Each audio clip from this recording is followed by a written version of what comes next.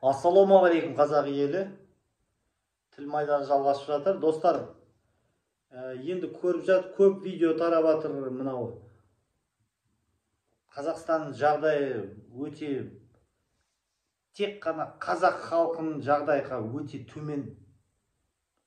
Неге? Өйткені Ресей Федерациясынан 1 миллионға жуық Ресей азаматтары келді. Оның ішінде өзіміздің коллаборант орыстарымыз бар, 2 паспортпен жүрген, 2 пенсия алып жүрген. Қараңыздар, енді басқа мемлекеттер, ұлттық мемлекеттер, Түркияны алайық, өз халқын қорғайды. Мысалы, басқа елдің азаматы Түркияға келіп жұмыс істей алмайды. Міндетті түрде қазір 450 мың долларға ақша құю керек, сосын ғана. Бірақ Түркияда жұмыс істеу үшін бірінші 10 ай оқисың, түрік тілін емтихан тапсырасың, сертификат аласың, үкіметтің мөрі басылған, сосын ғана жұмысқа тіл білетін қағаз аласың. Сосын министрлікке қателеспесем 3000 доллар ма төлеп, міне жұмыс істегің келеді деп жұмыстық виза аласың. Мемлекет өз халқын қорғайды. Бүкіл мемлекеттер сол. Тек қана Қазақстан өз халқын қорғамайды. Ресей азаматтары келеді, маман болып жұмыс істейді, дәрігер болып, бірақ қазақ тілін үйренбейді. Сосын қазақтар құл секілді. Анадан қызмет алу үшін орыстан, орыс тілін үйренеді. Қараңыздаршы. Өз жерінде жүріп қазақ, анау сырттан қаңғырып келген гастарбайтердің тілін үйренеді. Содан қызметі өз жерінде жүріп. Сонда бұл қандай мемлекет? Есігі ашық, тесік, шекарасы. Мұжақтан Қытайларға біз келді. Қытайларда ертең Қытай тілін үйрену курстар ашылады. Қазір орыстар толық бізді басып алды. Әрбір салада болсын. Дүкенге барсан, сен қазақша нан сұрай алмайсың.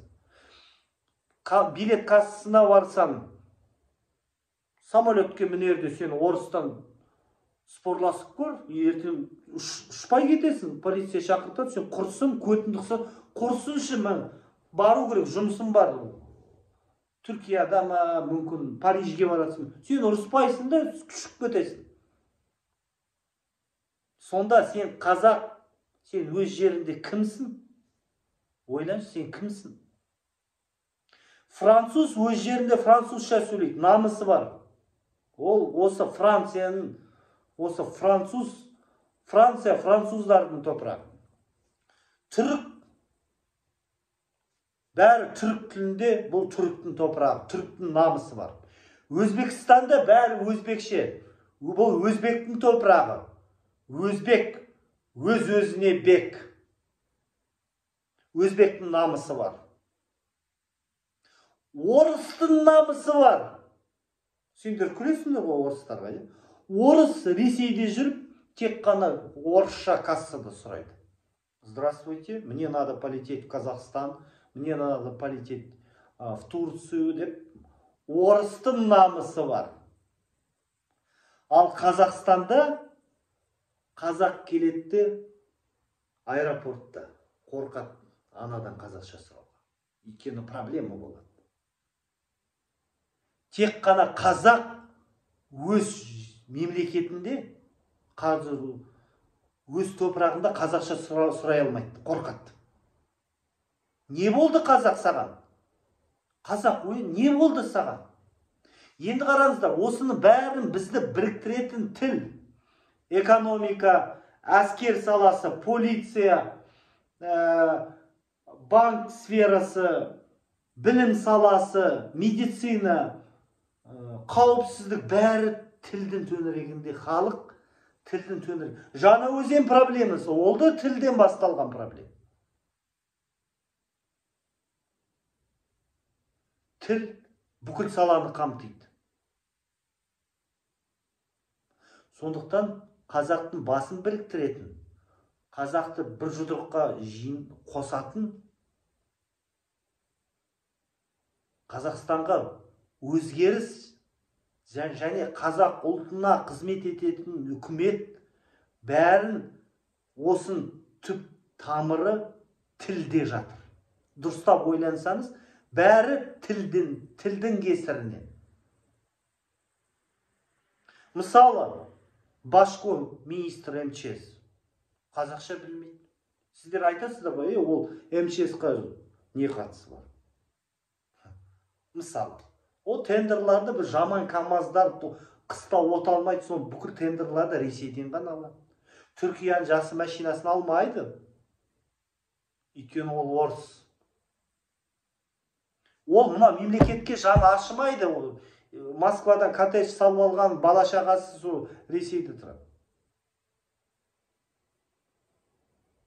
Ол мына ұлтына, топырағына, мемлекетіне жаны ашымайды. Өйткені ол екі паспорты бар. Не қазақша білемін? Білмейді. Көмекшілер де солар бүкіл нелер. Енді сіздер ойлайсыздар ма, мысалы, Атыраудағы төтенше жағдайдың бастығы сол Башкоға мен сенімен орысша сөйлеспеймін деп айтады деп. Сіздер соған сенесіздер ме? Жоқ, әрине. Ол министрмен орысша сөйлейді. Онда бір Атырау, Алматы, Қостанайдың төтенше жағдайдың бастығы құл боп өз ана тілінде сөйлесуге қорқады. Анау полковник па, генерал ма? Ол қандай ұлт? Ол қандай полковник? Ол қандай генерал? Өз ана тілінде, қазақ тілінде қорқады сөйлеуге. Ол қалай ұлтына, мемлекетіне қалай қызмет етеді? Егерде ана тілін сақтап қал, ана тілін, ана сүтін сатқан қазақ қалай мемлекетіне қызмет етеді? Ойланшы қазақ. Бір сәтке ойланшы, бір секундқа ойланшы. Ондай адам, қандай генерал, қандай мықты болса да, ол қалай ана тілін, ана сүтін сатқан қазақ қалай ұлтына қызмет етеді? Ұлтына қызмет етпейді, ол сатқын. Анасын сатқан, ананың сүтін сатқан қазақ ол ұлтқа да, мемлекетке де қызмет етпейді. Ол сатқын. Ол сатқын. Осыны ойлан, қазақ. Дұрыстап тұрып ойлан. Сондықтан бас қосайық, қазақ. Ұлтшылдар болып бас қосайық.